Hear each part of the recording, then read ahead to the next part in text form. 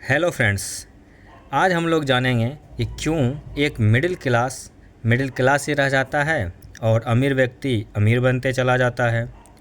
ज़्यादातर हम लोग देखते हैं कि एक मिडिल क्लास व्यक्ति मिडिल क्लास ही रह जाता है और अमीर व्यक्ति अमीर बनते चले जाते हैं, क्योंकि जाने अनजाने में कहीं ना कहीं मिडिल क्लास वाले कुछ गलतियां कर देते हैं जो उन्हें एक मिडिल क्लास के जाल से बाहर निकलने ही नहीं देता है और वे ही उन्हीं जाल में और उलझ कर रह जाते हैं। जबकि वहीं अमीर हमेशा उन जाल को सबसे पहले ख़त्म कर अपना माइंडसेट बैलेंस करते हैं और वे उस जाल से हमेशा बाहर आ पाते हैं। आज का वीडियो हमारे इसी टॉपिक पर है कि कौन सी गलतियां कर एक मिडिल क्लास व्यक्ति एक ट्रैप में फंसता चला जाता है और फिर कभी जल्दी बाहर ही नहीं निकल पाता है। मगर दोस्तों, आप किसी प्रकार की कोई चिंता न करें, क्योंकि आज मैं आपको बताऊंगा कैसे उन गलतियों को दूर कर आप इस जाल से बाहर आ सकते हैं। इस वीडियो में मिस्टेक नंबर 1 की अगर हम लोग बात करते हैं तो वह है इन्फ्लेशन, अर्थात महंगाई को इग्नोर करना। अभी कुछ दिन पहले मेरी दोस्त ने मुझे फ़ोन कर बताया कि आज मेरा सपना पूरा हो चुका है, जो उसने आज से लगभग 10 साल पहले देखा था। और वह सपना था कि उसकी कहीं नौकरी लग जाए और कम से कम 40-50 हज़ार रुपये सैलरी आए। आज उसका सपना पूरा हो गया, क्योंकि उसे जो नौकरी मिली उसमें अभी सैलरी महज 40 हज़ार के आसपास की थी। लेकिन आज से 10 साल पहले अगर 40 हज़ार रुपये एक बड़ा अमाउंट हुआ करता था, मगर एक डेविल है जिसका नाम है महंगाई, जो कि एवरेज ऑन लगभग 6% हर साल बढ़ता है। उस हिसाब से मेरे दोस्त के 40 हज़ार के सपने अभी लगभग 80-90 हज़ार रुपये की सैलरी होनी चाहिए।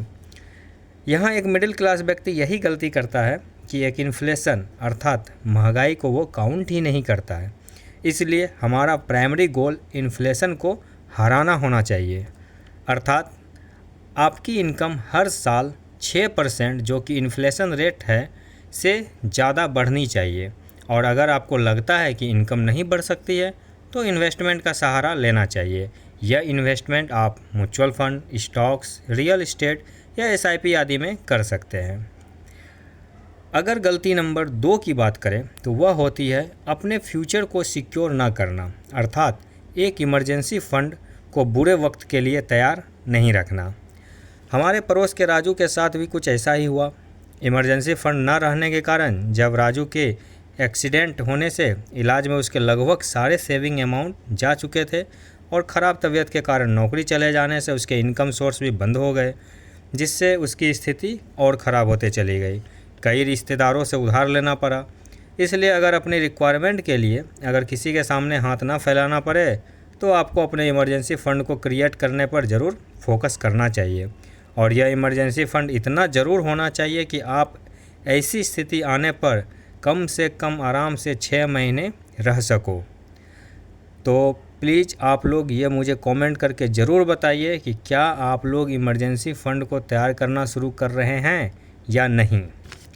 अगर मिडिल क्लास वालों की गलती नंबर 3 की बात करें तो वह है हेल्थ या लाइफ इंश्योरेंस का ना होना। यदि आपने भी अभी तक हेल्थ या लाइफ इंश्योरेंस नहीं लिया है तो आप भी खतरे के निशान के करीब ही हैं। अगर आप हेल्थ इंश्योरेंस लेते हैं तो आपके बीमार होने पर वह बिना कंपनी लगभग सारा खर्चा बियर करती है, और यदि डेथ हो जाती है किसी कारणवश तो आपके ऊपर जो भी डिपेंड रहने वाले परिवार के लोग हैं उनको उनका पैसा मिल जाता है। अभी इंडिया का मेडिकल इन्फ्लेशन काफ़ी हाई है। ऐसे में आपको इस गलती से ज़रूर बचना चाहिए, क्योंकि आज हर औसत भारतीय परिवार गरीबी में जाने से केवल एक बीमारी इतना ही दूर है।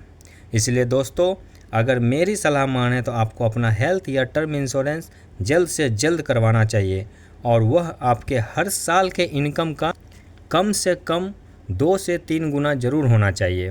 अर्थात यदि आपकी इनकम 5 लाख रुपए हर साल है तो आपको कम से कम 10 लाख का हेल्थ इंश्योरेंस कवरेज ज़रूर लेना चाहिए। अगर मिडिल क्लास वालों की गलती नंबर 4 की बात करें तो बहुत से लोग आज भी अपने पैसों को सेविंग अकाउंट में बैंक में रखना बहुत अच्छा समझते हैं, और वो इन्वेस्टमेंट की इस दुनिया में काफ़ी पीछे हैं। जैसा कि मैंने मिस्टेक नंबर 1 में इन्फ्लेशन अर्थात महंगाई के बारे में बताया कि यह लगभग 6% से बढ़ रही है, जबकि आपका सेविंग अकाउंट में रखा पैसा मात्र 2 से 4% ही ब्याज दे पा रही है, जो महंगाई दर से काफ़ी कम है। तो इस प्रकार से आपको सही ब्याज भी नहीं मिल पा रहा है, अर्थात जितना रिटर्न आपको आना चाहिए आपका रिटर्न रेट उससे कम है। इसके लिए हमें स्मार्ट तरीके से पैसों का इन्वेस्टमेंट करना चाहिए और कंपाउंडिंग की ताकत का फ़ायदा उठाकर सही रिटर्न लेने की कोशिश करना चाहिए। तो इसके लिए हम क्या करें? इसके लिए जब कुछ समझ में ना आए तो सिंपल सा एक छोटा सा स्टेप लेंगे, और वो है चाहे तो अपने बचत के अनुसार SIP, जिसमें एक सर्टेन अमाउंट को हर महीने की तारीख को जिसमें आप सूटेबल हो स्टार्ट कर सकते हैं। आप अच्छी कंपनी के स्टॉक्स में भी इन्वेस्टमेंट कर सकते हैं, और यह काम आप जितना जल्दी करेंगे आपके पैसा को ग्रोथ होने में उतना ज़्यादा समय मिलेगा और पावर ऑफ कंपाउंडिंग का आपको फ़ायदा दिखेगा। अगर मिडिल क्लास वालों की गलती नंबर 5 की बात करें तो इसमें आता है लोग अपना सारा पैसा एक ही जगह डाल देते हैं, अर्थात पैसों का डाइवर्सिफिकेशन नहीं कर पाते हैं। आपको अपना सारा पैसा एक ही जगह ना डालकर कुछ स्टॉक्स में, कुछ SIP में, कुछ म्यूचुअल फंड में, कुछ गोल्ड में रखना चाहिए, ताकि मार्केट की गिरती कंडीशन में भी आपका पोर्टफोलियो काफ़ी स्ट्रॉन्ग कंडीशन में रहे। गलती नंबर 6 जो ज़्यादातर मिडिल क्लास वाले करते हैं वो है हमेशा छोटी छोटी ज़रूरतों पर कर्ज लेते रहना। जब थोड़े पैसे की ज़रूरत पड़ी तो जहाँ से पैसा इजीली मिल गया वहाँ से ले लेते हैं।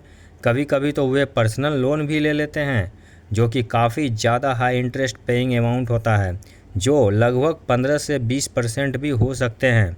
फिर उस कर्ज़ को चुकाने के लिए फिर किसी दूसरे दोस्त या रिश्तेदारों से कर्ज़ लेते हैं, और इनका यही चक्र चलते रहता है, जिससे ये एक कर्ज़ के मकड़जाल में फंस जाते हैं। मेरी सलाह माने तो हर मिडिल क्लास को ऊंचे ब्याज के पैसा को अवॉइड करना चाहिए। अगर 7वीं गलती की बात करें तो वह हमारे शब्दों में कहते हैं ना कि देखा देखी करना, कि फलाना ने कार लिया मैं भी लूँगा, उसने AC लिया तो मैं भी लूँगा। थोड़ा कैलकुलेशन करता है, फिर EMI पर कुछ पैसे देकर ख़रीद लेता है, और फिर उसकी EMI भरते भरते उसकी ऐसी कमर टूटती है कि उसका फिर से उठना मुश्किल हो जाता है। कुछ लोग घर बनाते समय एक सिंपल सा ट्रेंडिंग डायलॉग बोलते हैं कि घर बार बार थोड़े ना बनता है, और उसके लिए खूब ज़्यादा कर्जा लेकर फिर 20 से 25 साल तक उसका कर्ज हर महीने चुकाते रहते हैं, और वह उसी दलदल में फंसता चला जाता है। इसी तरह से अगर गलती नंबर 8 की अगर हम लोग बात करें तो ये अभी की सबसे ज़्यादा देखने वाली ट्रेंडिंग गलतियों में से एक है, और वो है डेबिट या क्रेडिट कार्ड से ऑनलाइन पेमेंट करना, जिसमें हम किसी प्रकार का कोई हिसाब नहीं रखते हैं। जो समझ में आया तुरंत कार्ड निकाला और चुटकी में बस एक क्लिक से पेमेंट, जिसमें किसी प्रकार का कोई दर्द नहीं होता। दर्द तब होता है जब यह क्लिक क्लिक खेलने में पैसा ख़त्म हो जाता है। वहीं अगर हम अपना खर्चा कैश में करते हैं तो हमारे पैसों का हिसाब रहता है, तथा जितना पैसा निकाला उतना में ही खर्च करना पड़ता है। ज़्यादा होने पर फिर से कैश निकालना आदि के झंझट के कारण उसे हिसाब से खर्च किया जाता है। तो ये थी 8 गलतियाँ जिसमें एक मिडिल क्लास पूरी तरह से फंसा हुआ है। इसके अलावा भी बहुत सारी छोटी बड़ी गलतियाँ हैं, लेकिन मैं यहाँ उसकी चर्चा नहीं करूँगा। अगर मेरी एक टिप माने तो प्लीज़ आप अपने खर्चों का एक बजट प्लान ज़रूर तैयार कर लें, और फिर उसी बजट के अनुसार खर्चा करें, जिससे आपके होने वाले खर्चों पर आपका पूरा कंट्रोल रहेगा। अगर आपको बजट बनाना नहीं आता तो आप हमारे प्रीवियस वीडियो 50-30 रूल से बजट बनाना सीख सकते हैं और इस ट्रैप से बाहर आ सकते हैं। यह वीडियो मैंने सिर्फ आपकी जानकारी के लिए बताया है। कोई भी फैसला लेने से पहले आप उस पर अपनी पूरी रिसर्च करें, फिर कोई फ़ैसला लें। तो दोस्तों, ये थी 8 कॉमन मिस्टेक्स जो मिडिल क्लास वाले करते हैं। अगर ये वीडियो अच्छी लगी हो तो इसे लाइक करें, अपने फ्रेंड्स को शेयर ज़रूर करें ताकि वो भी इस ट्रैप से बाहर निकल पाए, और चैनल को सब्सक्राइब कर ले ताकि हमारी वीडियो आप तक जल्दी पहुंच सके।